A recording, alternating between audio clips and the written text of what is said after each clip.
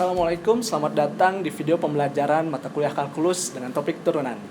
Tahukah Anda manfaat materi turunan? Coba perhatikan dashboard kendaraan Anda. Dashboard kendaraan Anda biasanya terdiri dari dua alat, yaitu alat pengukur kecepatan dan riwayat jarak tempuh. Lalu, bagaimana jika salah satu dari kedua alat itu rusak? Nah, jangan buru-buru menggantinya, Anda bisa memanfaatkan hubungan antara kecepatan dan riwayat jarak tempuh dengan menggunakan atau memanfaatkan materi turunan. Sekarang, siapkan diri Anda untuk mempelajari materi turunan. Misalkan kita punya suatu fungsi fx, maka turunannya adalah f aksen x. Mungkin Anda sudah familiar dengan beberapa aturan ketika fx sama dengan k, maka turunannya f aksen x sama dengan 0.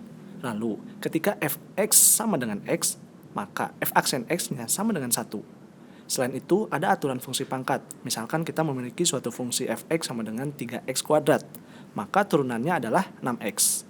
Atau jika dirumuskan fx sama dengan x pangkat n, maka f aksen x adalah n dikali x pangkat n-1. Lalu, aturan kelipatan konstanta. Misal, kita akan mencari turunan 3x pangkat 3. Terlihat konstantannya adalah 3, maka 3 dikali f aksen x sama dengan 3 dikali 9x kuadrat. Begitu pula dengan aturan jumlah dan selisih.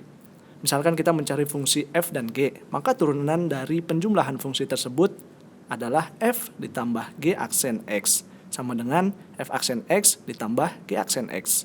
Sedangkan aturan selisihnya adalah f dikurangi g aksen x, sama dengan f aksen x dikurangi g aksen x. Selamat, Anda telah mempelajari 6 aturan pencarian turunan. Aturan berikutnya sedikit unik. Kenapa? Yuk kita simak contoh berikut. Misalkan diketahui Px sama dengan 3x, Qx sama dengan 3x plus 2, dan Rx sama dengan Px dikali Qx. Carilah turunan fungsi tersebut.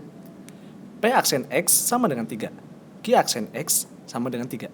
Ketika mencari R aksen x, perhatikan bahwa saat Rx sama dengan 3x dikali 3x plus 2, sama dengan 9x kuadrat ditambah 6x, maka R aksen x sama dengan 18x ditambah 6. Namun, ketika kita mengalihkan langsung, yakni R aksen x sama dengan P aksen x dikali Q aksen x, maka hasilnya adalah 3 dikali 3 sama dengan 9. Loh, kok hasilnya tidak sama? Jadi, saat fungsi P dan Q dikalikan aturannya adalah P kali Q aksen x sama dengan Px dikali Q aksen x ditambah Qx dikali P aksen x. Jadi, untuk contoh tersebut, penyelesaiannya adalah R aksen X sama dengan 3X dikali Q aksen 3X plus 2 ditambah 3X plus 2 dikali P aksen 3X. Maka R aksen X sama dengan 18X tambah 6. Sama bukan dengan cara pertama? Lalu, bagaimana dengan pembagian?